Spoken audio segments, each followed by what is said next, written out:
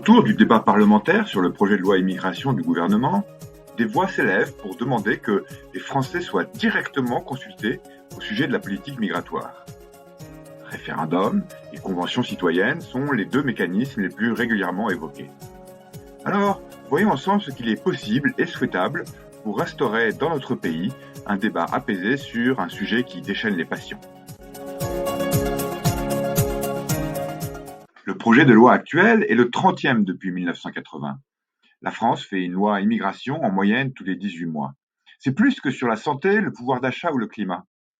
Cette inflation législative, c'est le signe évident d'un pays qui n'arrive pas à régler ce qu'il considère comme un problème.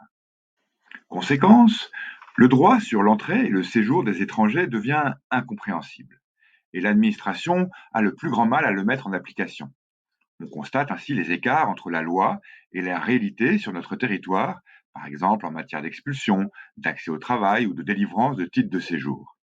Et puis, le débat public devient hystérique, entre amis, en famille, au travail, mais aussi dans les médias et jusque dans les hémicycles parlementaires, il est devenu impossible de débattre sereinement de ces questions. Les conditions ne sont donc pas réunies pour légiférer rationnellement. Raison pour laquelle de très nombreuses voix appellent à revenir à la souveraineté du peuple et à consulter directement les citoyens. Tout d'abord, d'où viennent ces appels? D'un côté, ce sont des partis politiques qui réclament un référendum.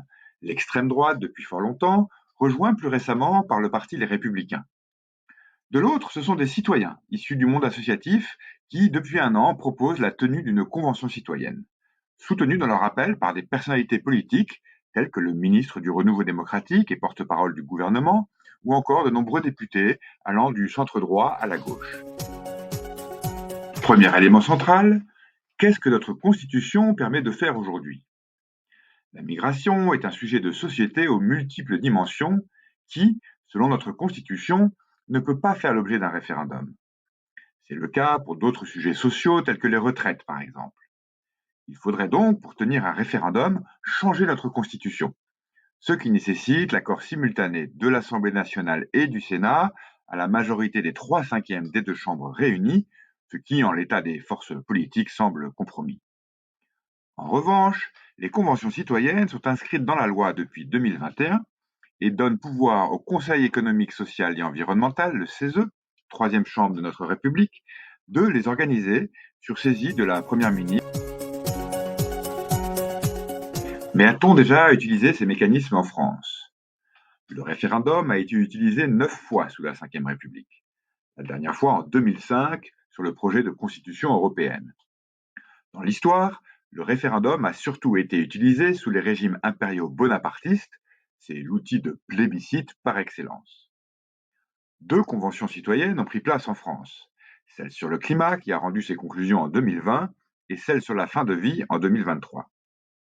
C'est une forme de démocratie participative très ancienne qui remonte aux Grecs.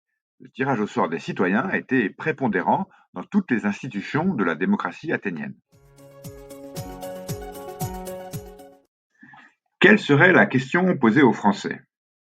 Le référendum propose par nature un choix binaire, oui ou non, pour ou contre. Les partisans du référendum souhaitent ainsi poser la question: êtes-vous pour stopper l'immigration? En réalité, un plébiscite à une telle question n'aurait aucun effet en tant que tel, car il n'a pas de lien direct avec une orientation législative. Raison pour laquelle certains souhaitent poser par référendum la question d'une sortie des règles européennes et des conventions internationales pour revenir aux frontières nationales et s'affranchir de l'Union européenne. Lors d'une convention citoyenne, la question est posée par le gouvernement après avoir consulté le CESE. Celle-ci est ensuite précisée collégialement par le travail des citoyens organisé par le CESE. La question que proposent les partisans d'une convention citoyenne est: afin de respecter les droits humains et dans un esprit de cohésion sociale, quelle politique migratoire la France doit-elle mener dans les années à venir? Qui est consulté? Dans le cas du référendum, ce sont tous les Français inscrits sur les listes électorales qui sont appelés au vote le même jour. Dans le cas d'une convention citoyenne, ce sont 150 citoyens qui siègent et travaillent pendant plusieurs semaines.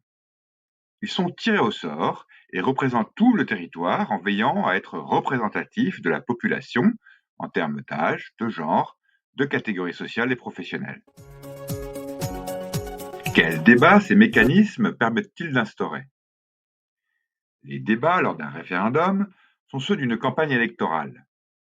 Les positions pour ou contre s'affrontent et les partis politiques font campagne, avec pour résultat un clan des gagnants et un clan des perdants. Le référendum, par nature, polarise les débats, il instaure une division. Encadré par le CESE et un conseil scientifique, le débat lors d'une convention citoyenne s'établit d'abord entre les citoyens qui siègent. Ce sont les citoyens eux-mêmes, et non les partis politiques, qui sont invités à débattre. Il n'y a pas de gagnant ni de perdant. Les citoyens sont chargés de mettre en valeur ce qui fait consensus et de présenter ce qui fait dissensus. En médiatisant la nature et les résultats de ces débats, il est possible d'instaurer ainsi un débat apaisé et éclairé à l'échelle de la France.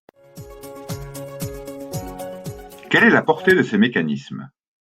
Le référendum oblige à l'application immédiate de ces résultats. On se souvient néanmoins du non des Français au projet de constitution européenne en 2005, dont certains estiment qu'il n'a pas été respecté avec l'adoption du traité de Lisbonne en 2007 par voie parlementaire.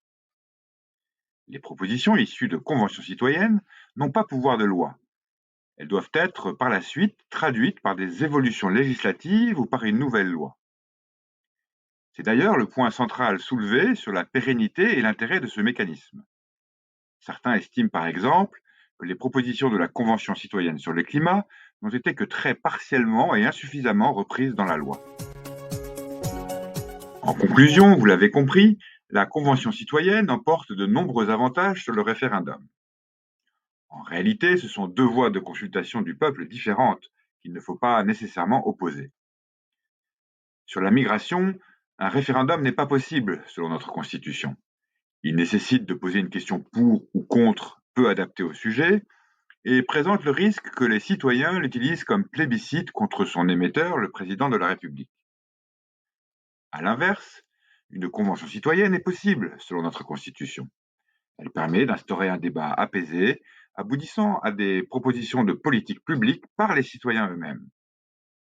La question du devenir de ces propositions est néanmoins cruciale, l'expérience des précédentes conventions n'étant pas encore pleinement satisfaisante sur ce point.